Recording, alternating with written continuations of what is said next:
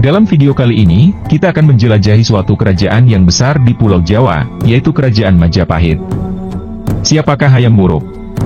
Bagaimana asal-usul Hayam Wuruk?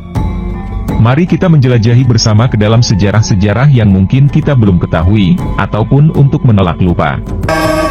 Sejarah Hayam Wuruk erat kaitannya dengan kisah masa kejayaan Kerajaan Majapahit. Hayam Wuruk adalah raja keempat dalam sejarah Kerajaan Majapahit. Bergelar Sri Raja Sanegara, ia memimpin Majapahit sejak tahun 1350 hingga 1389 Masehi. Bersama Mahapati Gajah Mada, Prabu Hayam Wuruk membawa Majapahit mencapai masa kejayaannya, termasuk menyatukan sebagian besar wilayah Nusantara. Hayam Wuruk adalah putra dari Tribuana Tunggadewi dan Sri Hertawardhana. Nama Hayam Wuruk bermakna, ayam terpelajar. Saat ia dilahirkan, alam menyambutnya dengan terjadinya gempa bumi, hujan lebat, dan meletusnya Gunung Kelut di Jawa Timur. Tulisan Agus Susilo dan Adriana Sofiar ini bertajuk Gajah Mada Sang Mahapatih Pemersatu Nusantara di bawah Majapahit tahun 1336 Masehi sampai 1359 Masehi.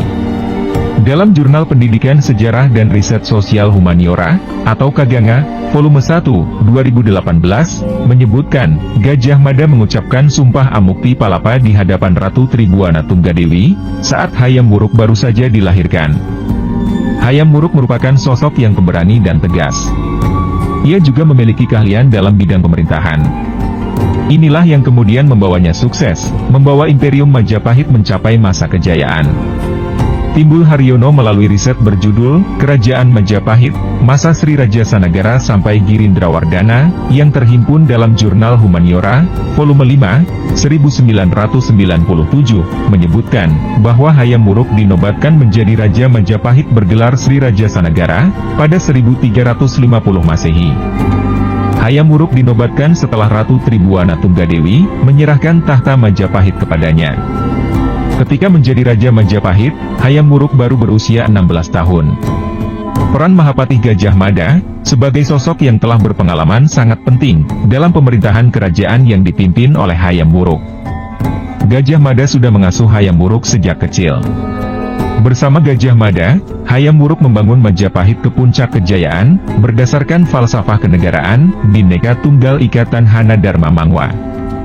Yang bermakna, meskipun berbeda-beda tetapi tetap satu dan tidak ada kerancuan dalam kebenaran. Falsafah Majapahit dengan bahasa Sanskerta inilah, yang kemudian diadaptasi sebagai semboyan bangsa Indonesia, yang majemuk namun tetap menjadi satu kesatuan. Pada masa Hayam Wuruk dan Gajah Mada, Majapahit tidak hanya berhasil memperluas daerah kekuasaannya. Kemakmuran benar-benar dirasakan seluruh rakyat Nusantara, yang bernaung di bawah panji-panji Majapahit. Selain itu, Hayam Wuruk juga memperhatikan bidang kebudayaan. Hal ini dapat dilihat dari banyaknya candi yang dibangun, seperti Candi Tikus dan Candi Jabung. Kemajuan juga terwujud di bidang sastra, dengan ditulisnya karya-karya besar, seperti Kitab Negara Kertagama karya Empu Prapanca, dan Kitab Sutasoma karangan Empu Tantular.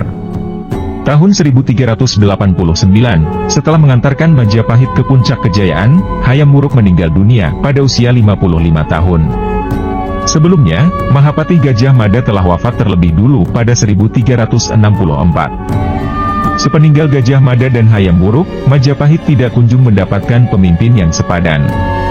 Perlahan-lahan, kerajaan bercorak Hindu-Buddha ini, yang pernah menjadi imperium besar di Nusantara ini kehilangan pamor, hingga akhirnya tamat pada 1478, akibat serangan dari kerajaan Islam pertama di Jawa, oleh Kesultanan Demak.